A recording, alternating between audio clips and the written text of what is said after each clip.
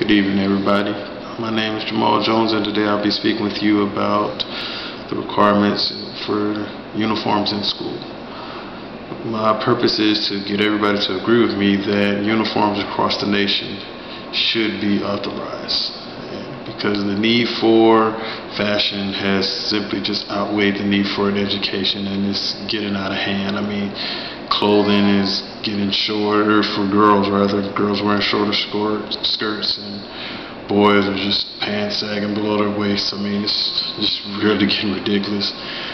And how did you feel when you were in school and you didn't have the latest Jordans, Reeboks, or Levi's, or the latest dresses or blouses, to appeal to your colleagues, or if you're just beaten up and had those things taken away from you because another person felt that you just didn't deserve it, or they deserved it more than you did, but their parents didn't get it for them.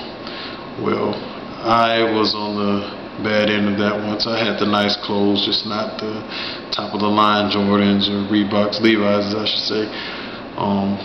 I was made fun of. I shied away from these activities, which made my grades slip. And but my parents, as I got older, they explained to me that those things don't make a man. You have to be able to stand on your own 2 feet and do things yourself. It's 2008. Kids are still being bullied. They don't have to be. I just want to know, when will it stop? I think as parents we should all make a great step forward and get in school uniformity. So today I'd like to talk to you about the need for school uniformity, the academic improvement that schools with the uniform code has over schools that don't, and finally how the school uniforms can be cost effective for parents. I'll begin by telling you about the need for clothing uniformity in schools. Students that report being bullied or I should say students that don't report being bullied are bullied every 8 minutes because of their clothing, and people saying he or she's not cool because of their clothing. Imagine being that kid that cannot afford the Jumpman 23s, but you do have a nice pair of Nikes. That kid begins to question himself and his parents. And being bullied over clothing increases when the student reaches middle school. It increases almost 52%. It's a 47% chance that the kid that was bullied will become the bully. So then the hunter becomes the hunted, and over half the students being bullied will not report what happens, and like I said, they'll turn into that bully, which leads to teasing, fighting, or even worse. I'm sure that you may not see a need for uniforms as of yet. You might be even saying only in a perfect world, where things like that stop, but let me provide some numbers that could possibly change your mind. Statistics of crimes in a uniform school versus a non-uniform school crimes dropped almost 76%. And that's, your city and county schools. I know some people live in areas where there's a big difference between those, but that's both of those combined versus uniform school. Kids tend to put those types of things to the side. There are cases of teasing and bullying still, but as far as crimes, drug selling, extortion, things of that nature, dropped 76%. Graduation rates.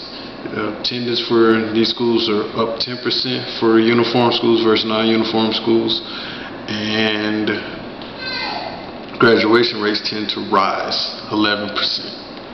So you wouldn't have to worry about your kid coming home, I don't feel comfortable in a school because of my attire, kids make fun of me. Everybody's the same, and you don't have to worry about them. So if it's an academic problem, you can go straight to the point. You don't have to worry about anything else. And students that attend college after attending the uniform schools, almost 47% of those kids are better prepared than kids that go to a non-uniform school.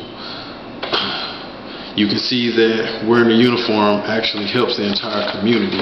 Now let's look at how it will affect your pockets in this dwindling economy. You only have to do school shopping for certain types of clothing. Most uniform stores run sales on all uniforms. There are reported savings up to $275 when compared to shopping for Jordans, Nikes, Reeboks, Levi's, things of that nature.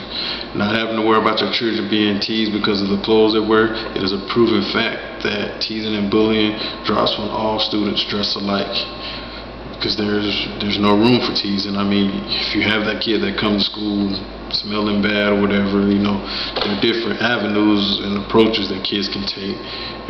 Bullying doesn't completely go away, but it does drop significantly. So as you can easily see, having uniforms in the school system can affect the outcome of many kids' lives.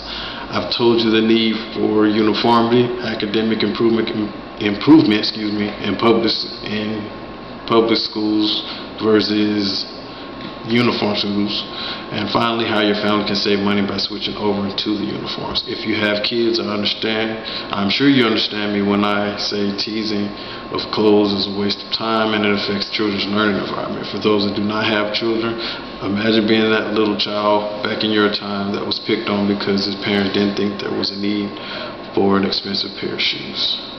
So remember those things. I hope you can agree with me. My name is Jamal Jones. Have a good evening.